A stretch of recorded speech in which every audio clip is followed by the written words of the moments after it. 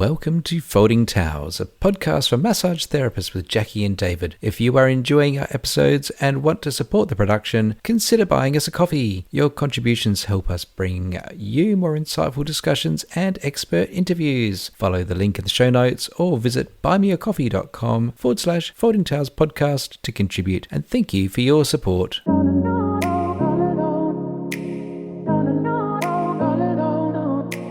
Hello and welcome back to another amazing episode of the Folding Towels podcast, the podcast for massage therapists and manual therapy professionals. I am David and Jackie is away sick today. If you jump on the socials, please send your love to Jackie. Say get better soon. We are missing you today. Today's episode, I'm joined here with a guest, and it is an episode which might challenge a few assumptions, but in a good way. Prepared to be perhaps a little bit challenged, maybe a little bit offended, and then reach your own aha moment like I've done myself. So as therapists, we see every day that massage helps people, pain changes, movement changes, stress settles, and people walk out feeling different from when they walked in.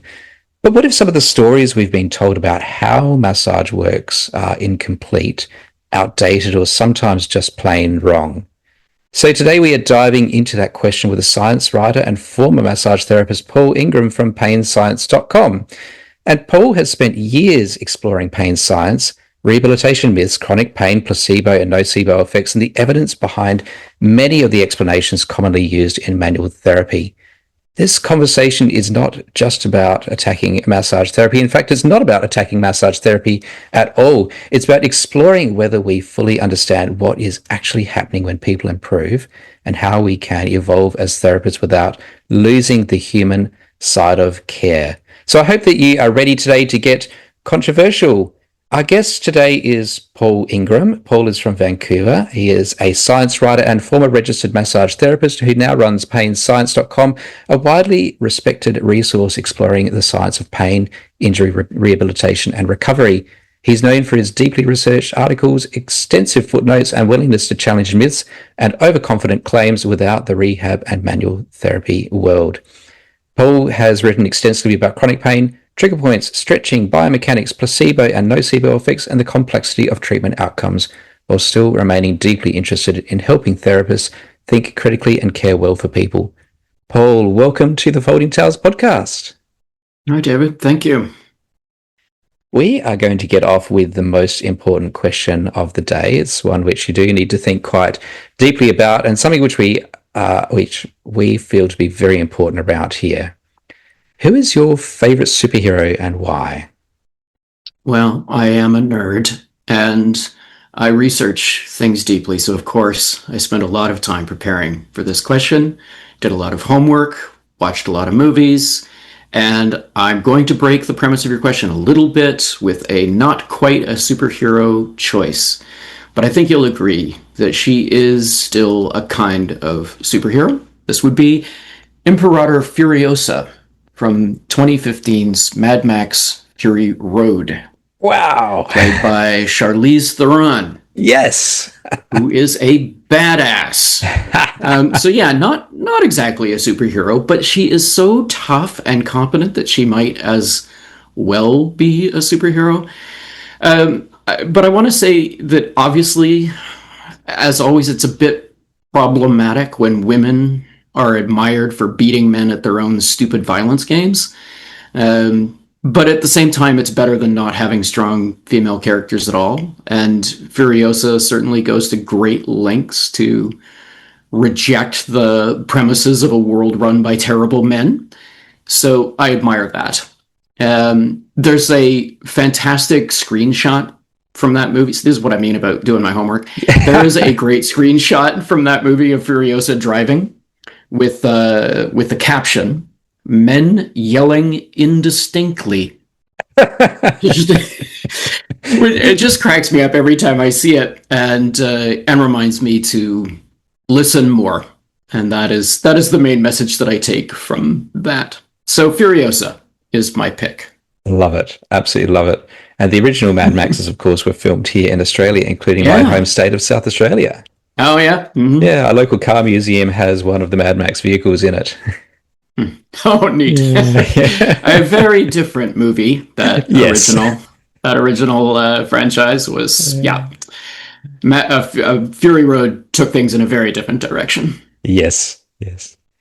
All right, we're going to crack on into the meat of this episode.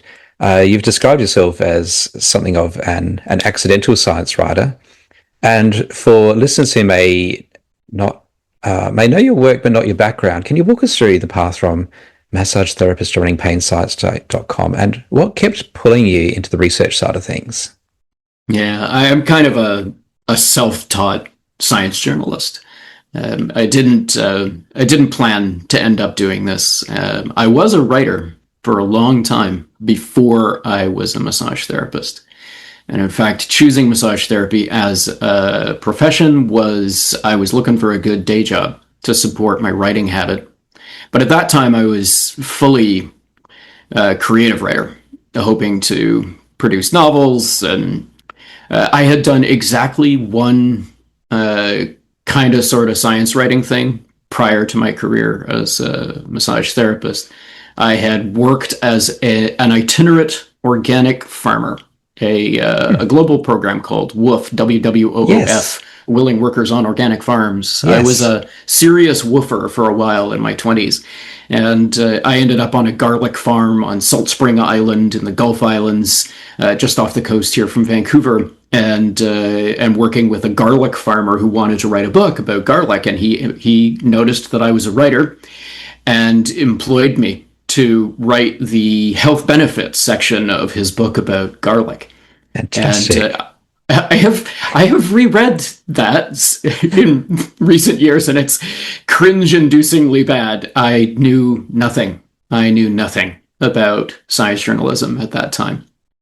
So it's been a long, slow, and painful and accidental process. When I started my career as a massage therapist in Vancouver, I needed a website.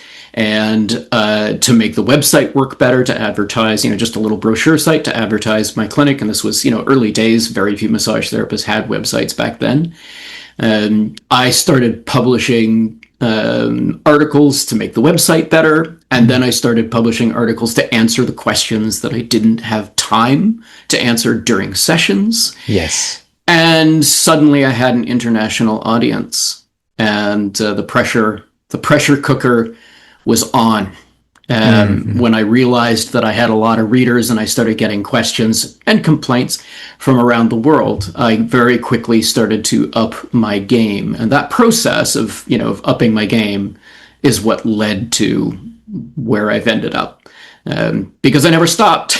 I just kept going up, more, learn more, learn more. Yeah. And of course, the more you learn, the less you know. And that's almost a professional problem for me 20 years later. There are days when I feel paralyzed by all of my knowledge and everything that I've learned, because it just becomes impossible to tackle any subject without suffocating awareness of all of the subtleties and caveats and nuances. It gets very tangled. So I started writing articles for my clients, and I brought my creative writing skills to the table, and I had to learn the science journalism thing. And I was, honestly, I was really bad at it for 10 years.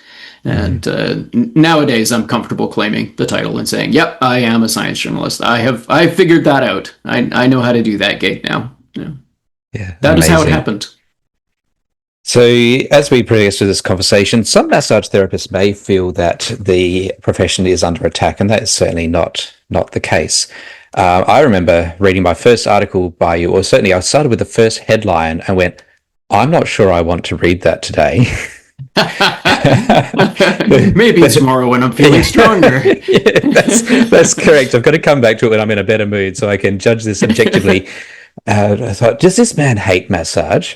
And I thought, if he does, I need to find out why, and maybe I will publish a stinging response to you. And the articles make sense as they step through and dispel with credible fact what is going on. Have you always been skeptically minded? No. Funny you should ask. No, I have actually quite a high street cred as an ex-flake.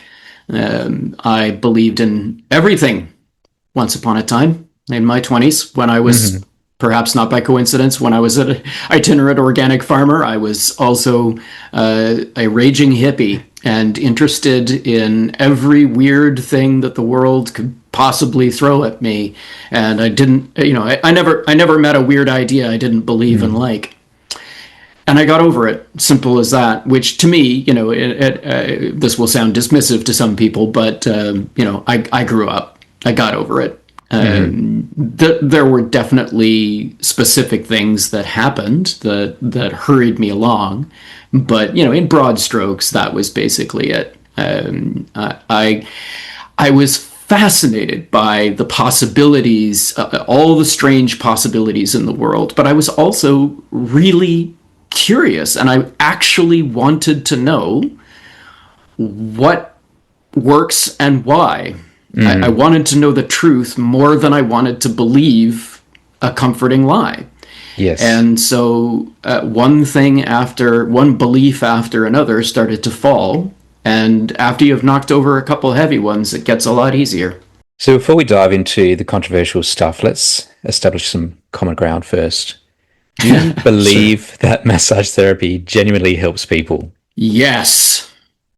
Emphatically, yes. Excellent. And this is an important thing to understand, especially for a lot of your listeners will be aware of me as kind of massage therapy public enemy number one. I am hated by some members of the massage therapy profession, but what many upset readers don't understand is that I do in fact love massage therapy and always have. It's why I did it. And I didn't stop loving it when I exited the profession. I practiced from 2000 to 2010. Yes. And in some ways, I've, in the last 15 years since I quit my practice, I have moved on. And my world has broadened somewhat, and I'm interested in a lot of things that go beyond the world of manual therapy. I'm interested in pain and rehab medicine more generally. But I have also stayed very loyal to the topic of massage therapy. I'm genuinely interested in it because I do care about massage a lot, and I think that it has some wonderful benefits. A good thing to get in early here. It took me way too long to write an article that I call "Reassurance for Massage Therapists," Yes. and it really is written to address this question. And there will be a link in the show notes to this, I'm sure. And Yes. you can also go to painscience.com/reassurance, and that will get you there. And that lays it out. There are problems, but here's the good news. And there's plenty of good news. There's plenty of good things to say about massage therapy. And I say them, but I also challenge myths and misconceptions. And in many ways, they are more important. Obviously, it's important to acknowledge that there's good and that massage can help people and can be lovely. But it's also relatively simple. How many different ways are there to say that it's pleasurable and it's relaxing, regardless of whether or not it has other specific therapeutic effects. I have said that many different ways over the years, but there's more to say. Debunking is more work. Yeah. So the myths tend to be more engrossing. Yes. I see in Facebook groups consistently, someone may pop up a question and then there'll be an answer of, my teacher always told me. And I feel deeply that if you're still referencing what your teacher told you 20 years ago, then you haven't thought for yourself. At the same time, you have people saying, do your own research. And doing your own research can just be self-validating around what you want to believe. And doing credible research sometimes involves being challenged on what you think is true and then finding out maybe it's not that way. Yeah. Here in Australia, physiotherapy as a profession started out heavily in manual therapy and has moved more and more towards rehabilitation and tool-based, and many physiotherapists are losing their manual therapy skills. They're simply being taught that manual therapy doesn't work. There's not enough evidence to support it, which is not a great position. The clients who come through our doors are often saying the physiotherapist just never touched me. They prescribed me exercises and left me to my own devices. And somewhere in between there is a happy middle ground. There is a compromise to be had there. And one of the most important messages that I want to give to massage therapists is that experimental medicine is okay. The number one thing that sabotages experimental medicine, that makes it not okay, is being overconfident about it and not doing the informed consent thing. Yes. So it is bad to deliver something that we don't have good evidence for, that we don't actually really understand. It's bad to deliver that with overconfidence and without talking to your client about that fact. But if you present it as experimental medicine and you discuss whether or not you want to do that, whether or not it's worth a shot, it's completely, same thing, same activity, same intervention. You do the same stuff with your hands, but the framing really does matter. And I was very fond of doing this when I was in practice, of telling people, I have no idea if this works. That's quite liberating. Yes, yes. and it should be like that. That should be the default if you take a vow of humility seriously.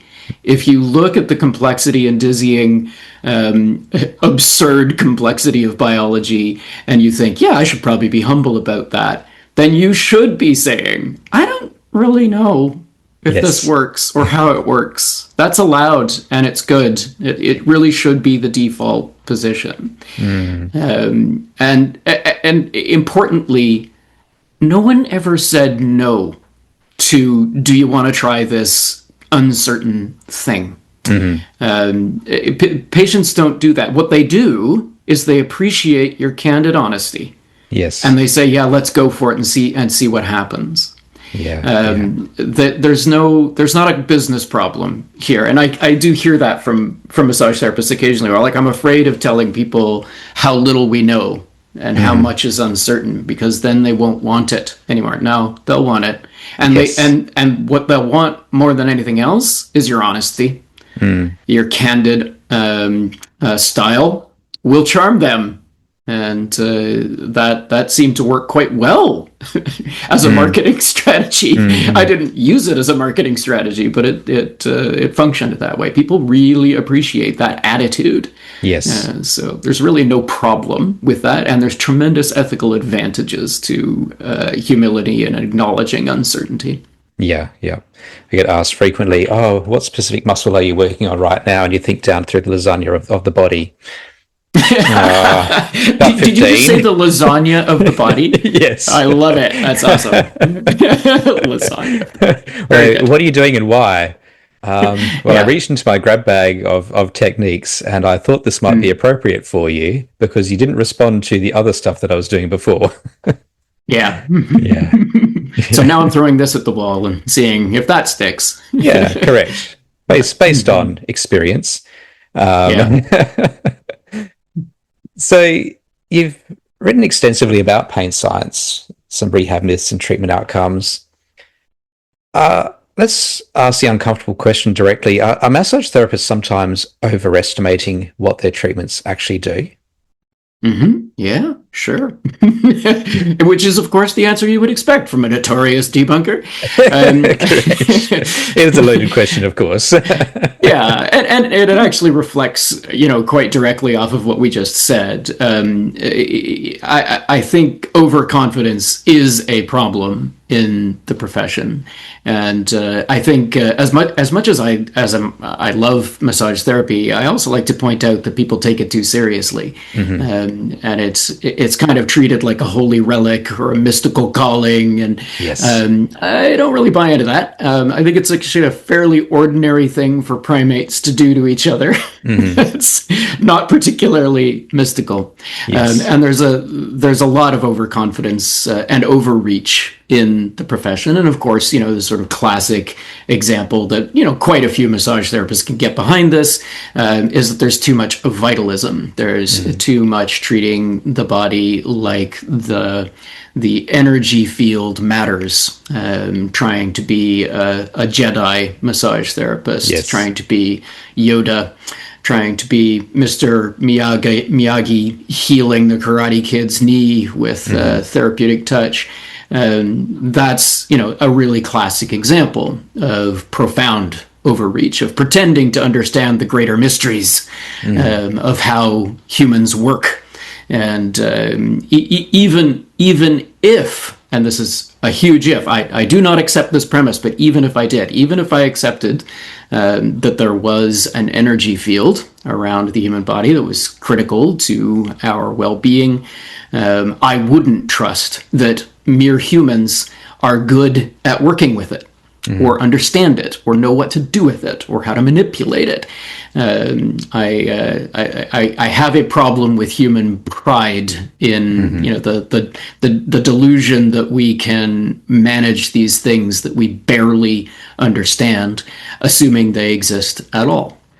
So, overconfidence, definitely a problem in the profession. Much more prosaically, less philosophically, there's just an awful lot of straightforward dogma in the world of physical medicine and kinesiology. Lots and lots of very, cromulent sounding ideas that have come out of physical medicine in the last 50 years that are cliches at this point. And there's a lot of illusion of knowledge. There's a lot of just absorbing that stuff from school and from the atmosphere and running with it as though it's fact. And practically every rock you turn over of this type turns out that it's a more complicated story. And the simple received wisdom that we get from our teachers and our textbooks is, I'm not sure that it's an exaggeration to say it's all wrong. I mean, I'm sure it's not all wrong. I'm sure if I worked at it, I could think of examples of things that aren't wrong. But boy, there's a lot. I mean, just so many things that we thought we understood when we graduated turn out to be, no, it's not that simple. Well, massage therapy is not the only field of science where that's true either. It is how science progresses science literally means to know or to discover. If we knew everything and had discovered everything, there would be no need for science.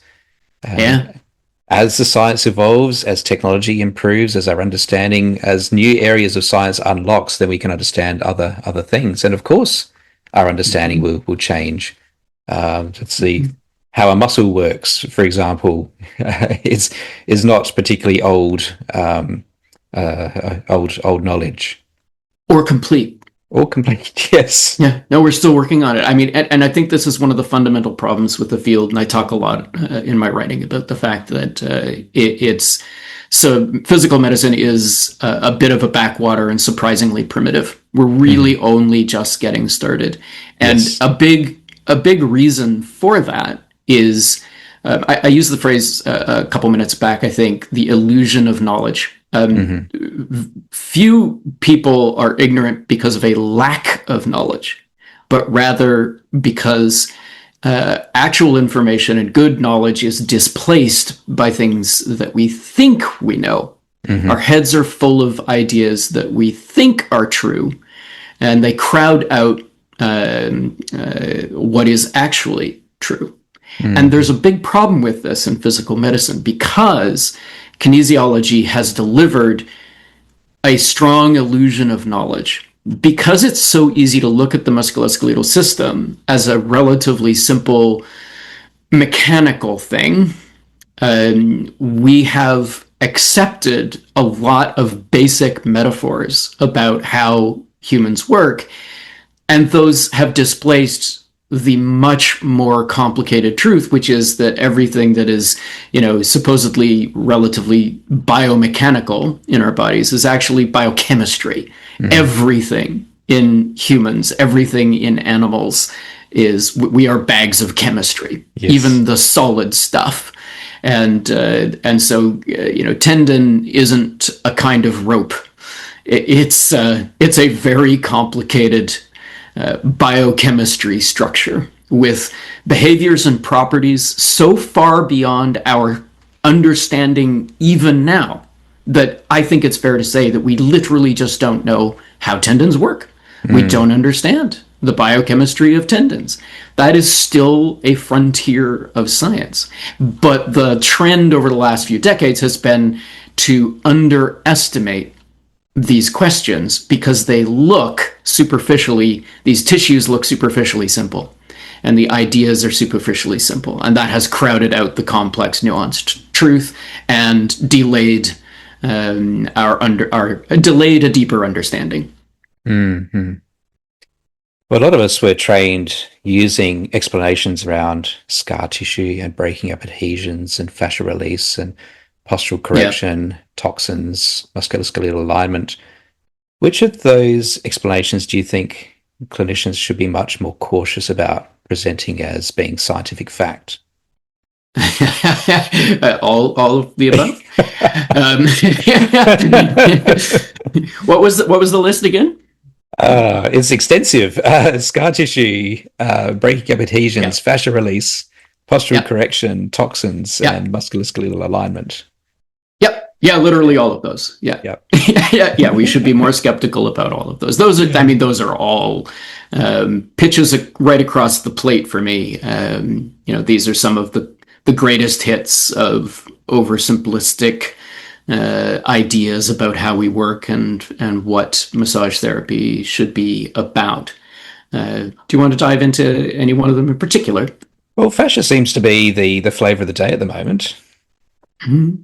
Yeah, it's been the flavor of the day for about 25 years now. It's had a bit of a resurgence in the last couple of years. Yeah. You think so? I came through my massage school training in Barnes-style myofascial release and a remarkable way of treating people.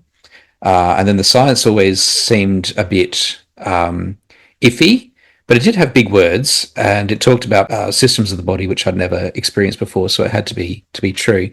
There's more of that illusion of knowledge. Yeah, that's right. And there's textbooks written about this stuff, which has just been accepted as being fact, and written by people who have extensive industry credibility. But then as I've progressed through my studies, and then I've gone on to practice for several years, the notion of working exclusively on fascia just seemed mythical to me, when all I can really touch, the only layer of the body that I can touch, is the skin.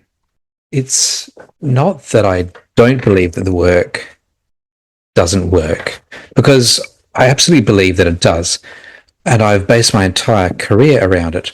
But I do refuse to believe that the only tissues that I'm influencing are the various fascial structures, which biologically are interfused with every other system of the body. Something else is at work, not just fascia. And I refuse to attribute the various paraphysical properties to fascia that seem to be popular beliefs among body workers. I have no problem at all with the idea, actually, that we can manipulate fascia. I agree that technically we could only touch, but the skin is the interface. Yes. I do believe we can physically affect fascia, although not in isolation, not even particularly preferentially. But why? That's the more important question, I think. I do think it's possible to affect the stuff, but to what end is the main problem. Let me introduce your listeners to a term that I love, but I would be surprised if a single person listening has heard this term before. Mechanism masturbation. Okay. Do you know that one, David? I do not. Mechanism masturbation is the focus on how things work, getting really, really keen on how a treatment supposedly does what it does before you've bothered to check to see whether or not it does work. Mm-hmm. And there's an entire pseudoscientific industry devoted to mechanism masturbation. It is not quite synonymous with pseudoscience. There are many types of pseudoscience, but it is a major subcategory. If you did a pie chart of your pseudosciences, it would be a really big slice. So a major part of pseudoscience is making topics sound more credible simply by talking a lot about how things might work and throwing around a lot of big fancy words. Now, this is an oversimplification, of course, but basically the entire story of fascial therapy is mechanism masturbation. Mm-hmm. That's the whole thing. For the last 30 years, that's basically all it has ever been, is a lot of overheated, breathless speculation about the possible significance of some of the genuinely interesting physiology. But it's not that interesting, and it has no clear clinical implications. Most of my writing on this topic has focused on that point, that, yep, there's some intriguing, nerdy biology to learn. The body is always interesting. But is it clinically relevant? Can you do anything with it? Does this information help us help people? And the very quick, the very short version is no. Spoiler alert, no. There is no clinical relevance. I have looked in detail at every single significant piece of research about fascia that has ever been published. And none of them, there is no such thing as a fascia paper that has any kind of clear translation into clinical utility. And that's the drum that I bang about fascia. And you can see very clearly when you talk to therapists, you can see that they're, essentially getting overexcited because the biology is impressive. But you can do that with literally any biology. I mean, there is no corner of biology too obscure not to get your head blown off by how amazing it is when you start looking deep enough. When you start trying to understand how biology works, it invariably gets down into just crazy details. But unfortunately, I think that the interest in fascia tends to be quite superficial, and is mostly about getting to the point where you go, "Wow, that's really cool. That's so deep," and that's about as far as it goes. There's a lot of claims that get made, and before anyone jumps on me for saying that I'm an anti-fascist, if you want to use that term, I continue to practice Barnes myofascial release as well as other fascial-derived hands-on techniques. And my own fascination started with presenting with a whiplash injury that I'd sought progressively harder and more aggressive techniques to try and solve because it wouldn't go away, and it was significantly affecting my life. To experience what I thought this was my own experience. Yeah. Okay. Yeah, to go into a class with students, have these very gentle techniques performed, to leave there going, something weird has happened, I don't quite know what, to wake up the next day and go, oh my God, is this what it is like to be without pain? And for that pain to stay significantly reduced for a long period of time. Yeah. But I couldn't help but sit in those classes going, but why? This doesn't make sense. And then as you progress, you see that, and I get people presenting my clinic now. I've come to see you for myofascial release to have my trauma released, because they've read something on the internet, or they've seen some catharsis, or someone's had their fingers in their mouth and now that person's crying. Probably because it freaking hurts when you have intraoral TMJ work done, but That's not one necessarily reason. not necessarily Can be. a trauma release. Mm-hmm. Yeah, there's just so many things which I feel decredibilize what is more profound and subtle work. Mm-hmm. Decredibilize. I like that. Hmm. Yeah. I think you're saying that the narrative gets in the way of the experience. It That does. the sort of bogus speculation about what's going on isn't Mm. really necessary, and is kind of clashes with Yeah. the profundity of the complex human experience. Did I understand that correctly? Is that what I you were think going so. for? And the human experience is something which I come back to a fair bit is around there is something which can't be measured, and that is humanity.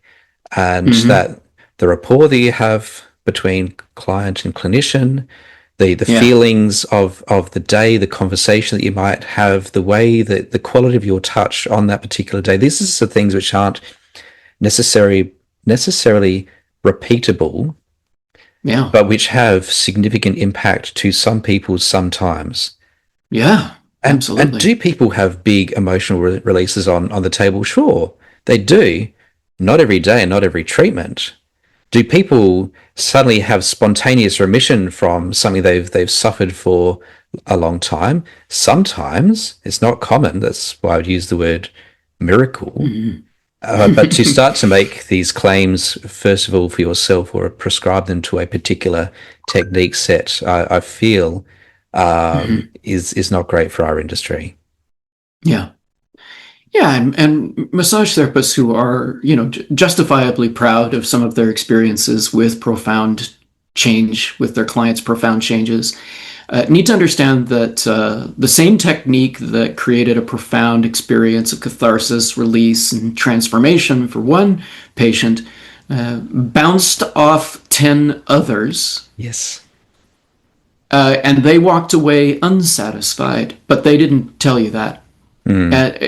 Clinicians always underestimate this.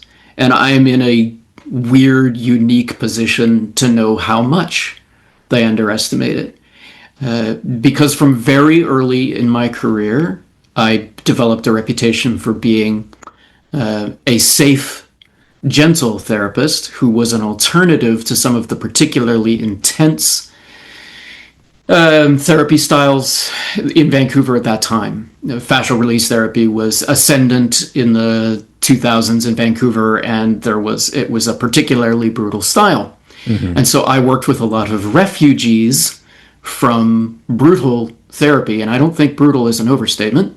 Mm-hmm.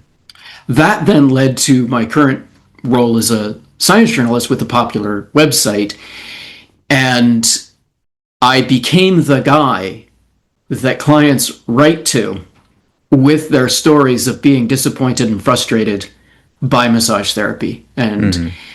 I think tragically, I mean, this is not a happy thing, but it's an important thing to understand, and it's important for that humility thing. There's a lot more dissatisfaction and frustration with massage therapy than most massage therapists realize. And I'm the guy that people tell. Mm-hmm. They come to me with their stories, and they feel disappointment, they feel disrespect, they feel like they are held in contempt. I know that sounds overheated, but there's good reasons for it. But above all, they have contempt for some of the more blatant, silly nonsense. And so, a challenge to you, listener, the next time you feel really proud of how a profound massage experience went, just remind yourself that it doesn't go that way with everybody, and you Mm. probably won't hear about it from the people it doesn't work for. Yes. They're not going to call you up and have a heart to heart about it, Mm-hmm. but they will write to me. And this is like the Roman emperors having someone whisper in their ear in the parade, "You're just a man.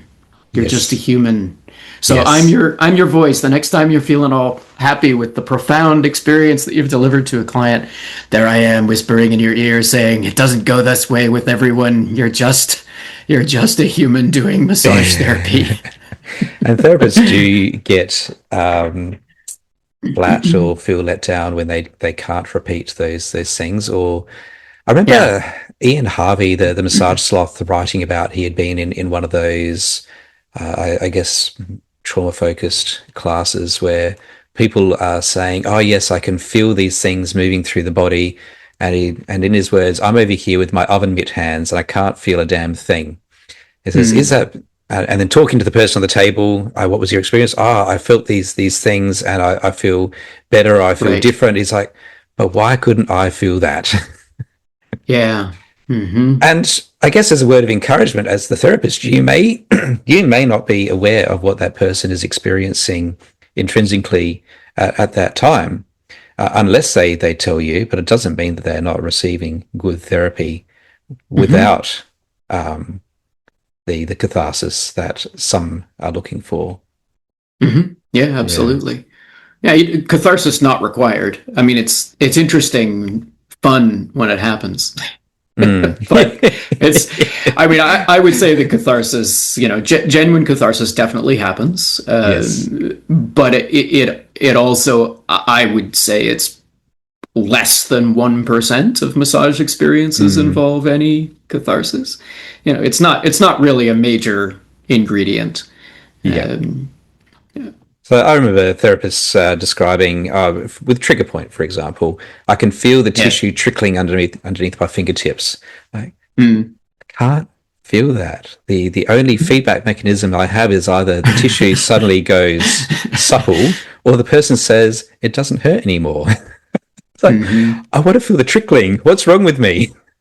Hmm. The Where's the reality there trickling? is nothing wrong with me. Hmm. Yeah. Either there's I something mean, happening there or it's made up. one of the drivers of my early skepticism was observing the sort of bewildering diversity of things that I could feel and detect, and noticing that there was routinely a clash between what I was supposed to feel and what I Mm. actually felt. Things like, for instance, some people's tissue texture does seem to correlate with discomfort or sensitivity, and others does not. Hmm. And how do you explain that? There are discrepancies when you start opening your mind to these discrepancies, when you try to get away from feeling what you expect to feel, when you challenge your own confirmation bias. The discrepancies are everywhere. Hmm. And then you also start to realize just how oven mitty our hands are. Of course, there's truth that palpation can be skilled and subtle. Mm. And as throwing a bone here to massage therapists and away from skeptics, a fairly common theme that I've seen in skepticism about massage therapy in the last 20 years, which goes too far for me, is the claim that we cannot feel certain things that I for damn sure think we can feel. Um, Actually, you touched on it earlier on an example of it, of saying I can only interact with the skin. I can only affect the skin. I'm not sure if that's exactly what you were claiming, Yeah, but the just only using part you of the as an body I can example. touch is the skin. For sure. Yeah. Okay. Yeah. Indisputably true. Yes. Effect would be a different thing. Let me give a very specific example. I am very skeptical about the clinical utility of working on the iliopsoas muscle, Hmm. the psoas muscle. But I've seen many skeptics, including in the profession, emphatically claiming that it is "quote unquote" impossible to palpate the psoas. I don't believe that. I Hmm. think it is possible to palpate. Of course, I understand that we can only touch the skin, but that doesn't mean that we can't feel structures underneath it. Correct. And I feel very confident that I have, in fact, palpated the psoas muscle. Hmm. That in not everyone, right? There are some Yes, there's people some with body a body types. type that makes it very difficult, but in others, it's not that hard to feel it contracting. Hmm. And so I think that's an example of skepticism going too far. And we could probably have a whole conversation about skepticism that has gone too far. That's an interesting topic too. I don't remember how we got here. Where are we? I've rambled myself into a corner. But on that note, and the skeptics and the sowers in particular, I do remember reading comments around never directly palpate the sowers, and I do sowers work within my own clinical capabilities as well. With this person saying never directly palpate the psoas, and if you suddenly feel a pulse on your fingertips, you've ruptured the descending aorta and you've just killed the person. Oh dear. Wow. I've apparently ruptured my own aorta several times. I've seen the descending aorta in cadavers, and it's massive and it's very thick. Certainly if you were to drop an elbow in there, that may not be particularly comfortable. But that level of fear mongering, or maybe if you had those really long fingernails, that might not be great as you puncture the duodenum of your client. Maybe not great. Yeah. I think if you were to try to injure the aorta, you might struggle to do it. It's pretty sturdy and pretty well protected. I don't recommend trying, but it's I don't think we need to worry excessively about injuring it. The moment that we can feel the aortic pulse is not the same moment as the moment that it breaks. Mm-hmm. Yeah. Do you think that there's parts of the manual therapy world that are unintentionally creating fear or dependency by repeatedly telling people that they're tight or that they're unstable or out of alignment or that they're broken? Mm-hmm. Yeah, of course. It seems fairly obvious to me that that's the case. It's more a question of how bad is it? How much of this does happen? A lot of it is based on the mechanism masturbation, on wild speculation about what's really happening, and narratives become dogmas, become fear-mongering about what's wrong with you. And, in for instance, continuing to use fascia as a bad example, the basic premise of fascial therapy is that fascia itself can be pathologically distorted or dysfunctional or pathological in some way. But distortion is the literal word that it began with, going back to Tapaldos in the 90s.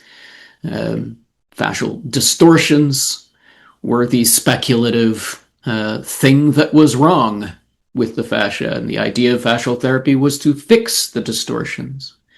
Now, I would argue that other than some rather prosaic and boring examples that don't actually have much clinical relevance, there is simply no such thing as fascial distortions.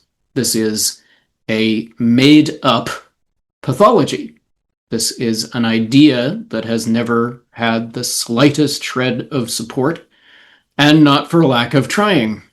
There's been plenty of fascia research that's relevant to that question, trying to find the culprit, trying to find the baddie.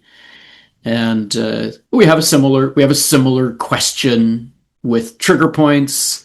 There's lots of similar questions in the field of kinesiology, whether or not the various things that we can identify and measure are in fact the cause or the culprit.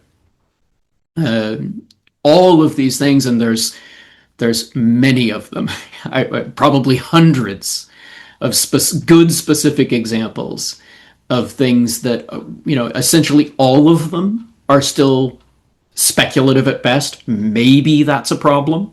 So let's use a really nice concrete example. Patellar maltracking. A little bit of context. I've written a very large book about patellofemoral pain and studied this question at great length for many, many years, read most of the literature, and I can assure you that there is no smoking gun evidence that patellar maltracking is the reason that anterior knee pain happens. And yet, it is dogmatically regarded with great overconfidence, with near certainty by a very large percentage of the manual therapy professionals, that if your patella ain't tracking right, you in trouble. You got a problem. Either it explains knee pain that already exists, or tragically, very often people are told you will have a problem because this patella isn't tracking right. Therapists, of course, start to look for the kinds of problems that they believe people have. They start anticipating it and pre-diagnosing these risk factors in people.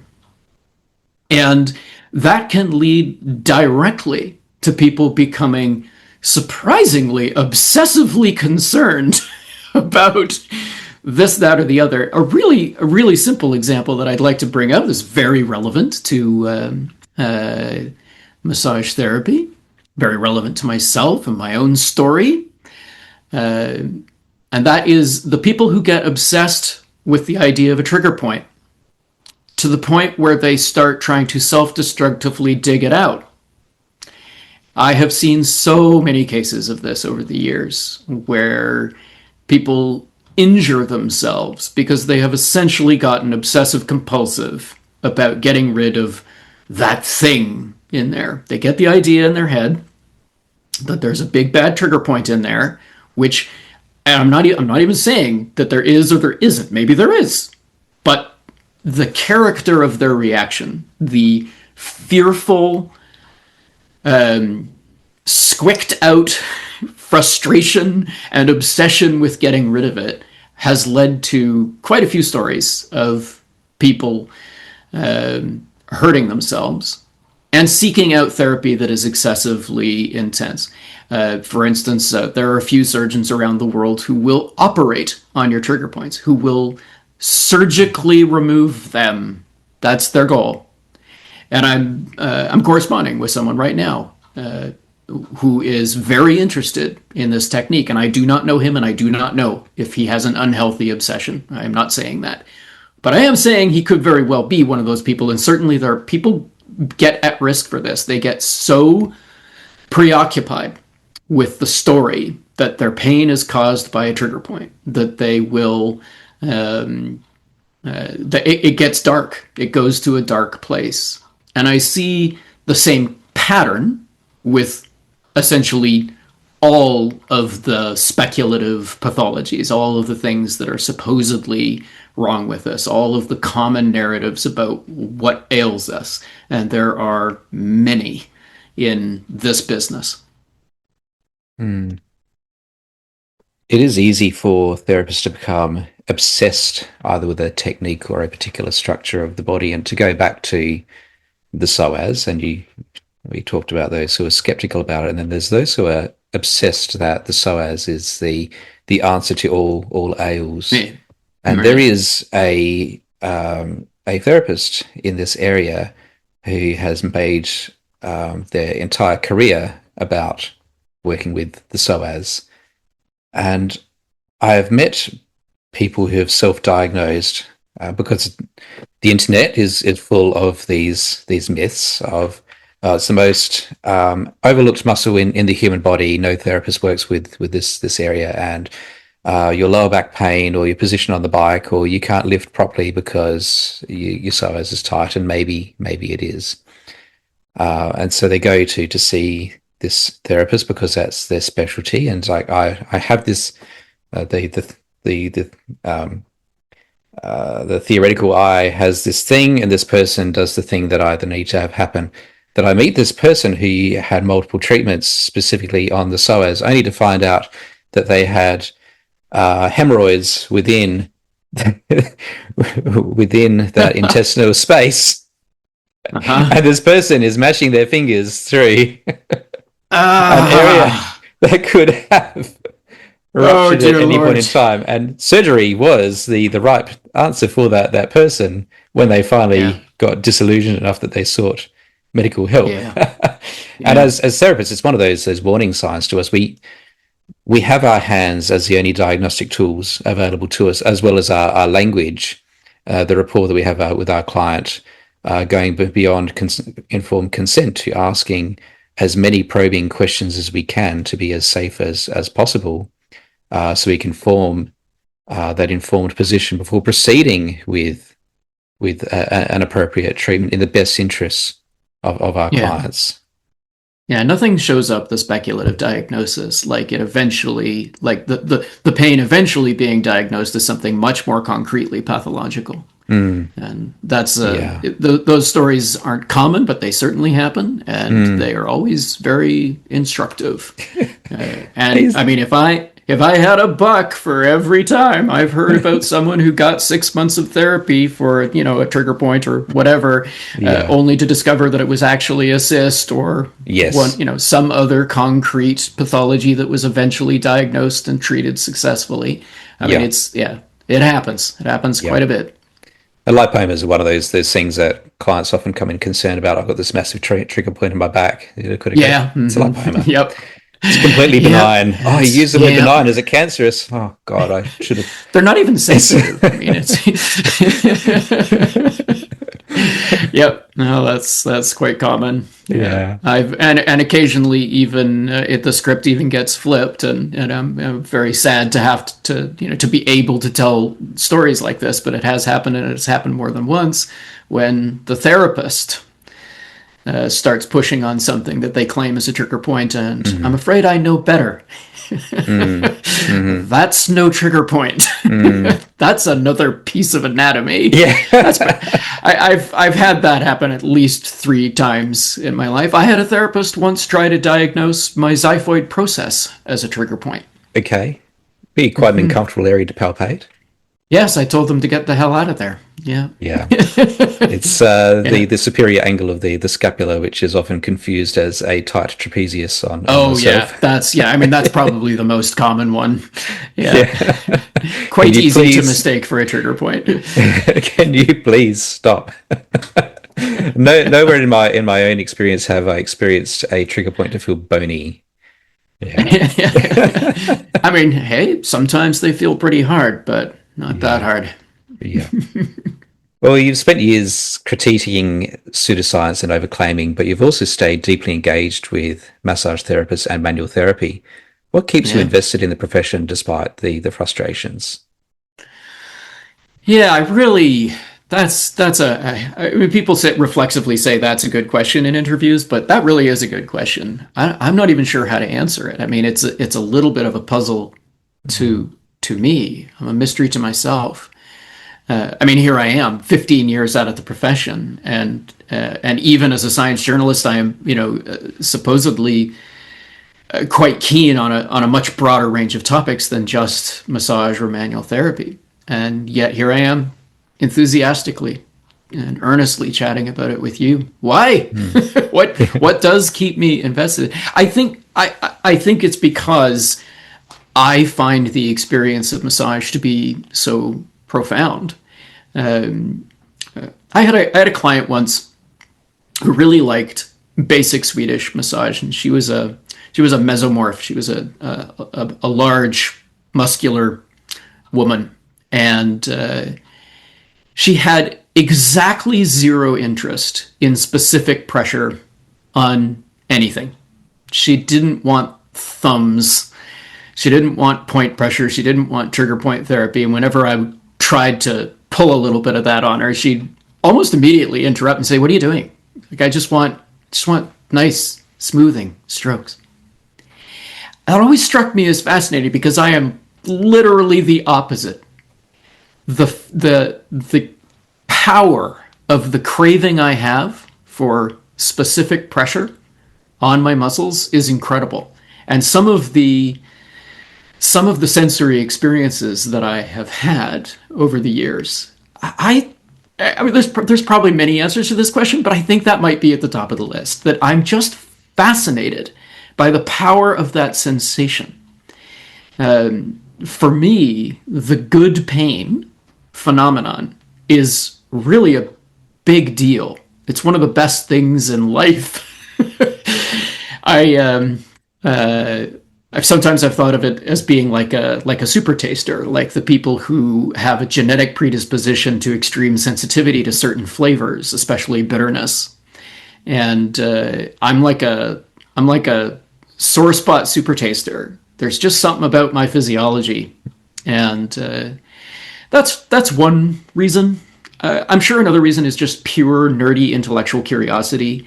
That if I had solved the mysteries to my satisfaction, the questions that I had early in my career, if I'd been able to answer them to my satisfaction, I probably would have moved on.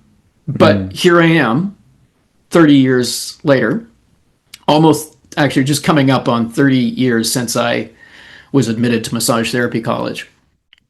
So 30 years ago is when this began, and I still have unanswered questions. There are still really interesting things that I don't know. I don't know what the answer is, and I think that probably that curiosity keeps me going.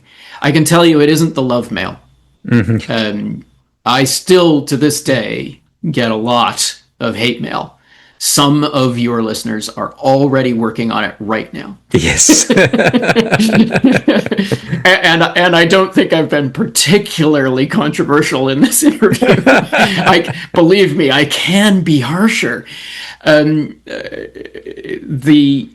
are definitely days when I don't want to keep doing this because I am sick to death of the controversies and the factions and some of the really low quality debate. It's difficult for me, and has been for years, to wade into the average debate on social media about any question in this field, because it is generally just absolutely littered with misconceptions, misunderstandings, simplistic ignorance, blah, blah, blah, blah. I mean, it's just there's so much bad information out there. It's overwhelming and incredibly disheartening, and it makes me want to quit 3 times a week. And yet I still keep going. I'll finish with the prosaic and say it pays the rent. Yes. Just barely, I hasten to add. but I've been managing to make a living as a science journalist for 15 years now, and so I'm dependent, and I need that paycheck. I keep going because I have to, and I have no obvious alternative, no other career to jump to. So on a very prosaic level, that is why I'm still engaged, because I am obliged. I run a website and it pays my bills, and so I need to keep going. Yes. I think we're going to draw things to a close on that note, Paul. Thank Sure. you so much for joining us today. As I mentioned earlier, Paul is in Vancouver. I'm sitting here in Australia. The time differences of reaching across the globe can be challenging at times, but made easier by technology. So I think this was literally the only time that we were both available around the clock. the only spot on the clock that was where we reasonable. So I hope that this conversation today has been challenging to you. And I certainly hope that you understand that through the information that Paul has shared and the observations that we've made along the way, massage therapy doesn't suck, far from it. Some of the information that's out there can be questionable. Some of it's just old and hasn't stood the test of time. So I hope that gives you something to think about. I think a big takeaway from today is that questioning simplistic explanations doesn't mean dismissing massage therapy. If anything, it should encourage us to become more thoughtful and more honest and better with our communicators and being better as clinicians. And you can explore more of Paul's work by heading over to painscience.com, where you'll find articles and books and resources. There is a Facebook page as well. We'll probably link to that in the show notes, and articles Quite come an up active fairly one, by the frequently. way. Sorry? Yeah. Quite an active one. A lot of great people frequent that page. There's some good discussions. There are some excellent discussions. Some who get their heckles up and then quietly realise that Yeah. Yeah. It is very active, and I do enjoy reading the comments on your page. Um, and that work does explore myths. It does explore new science and new articles, and you do critique research that is coming out. And I enjoy seeing that critique rather than exploring new research as being simply fact. So if you've liked and enjoyed this episode, please make sure that you like and subscribe to the Folding Towers podcast on your favorite listening app. Leave us a review on your favorite podcasting platform. Share this episode with another therapist the next time that you are having your own massage, especially if that person enjoys thinking critically about practice. Head over to painscience.com. You can most of that information is available for free, but I'd encourage you to subscribe. Help keep paying the bills. About 90% of what I publish is free. Always has been, always will be. But about 10% I keep behind a paywall, either books or a membership program that gives access to some of the good stuff. Yes. So that's how I pay the rent. And if you struggle to read detailed information like I do, you can also listen to that information as a paid member of painscience.com. Thank you for listening today. Thank you for joining us today, Paul. It's been a great conversation. Yeah, I really enjoyed it. Thanks. Nice to meet you, David. It was really a pleasure talking.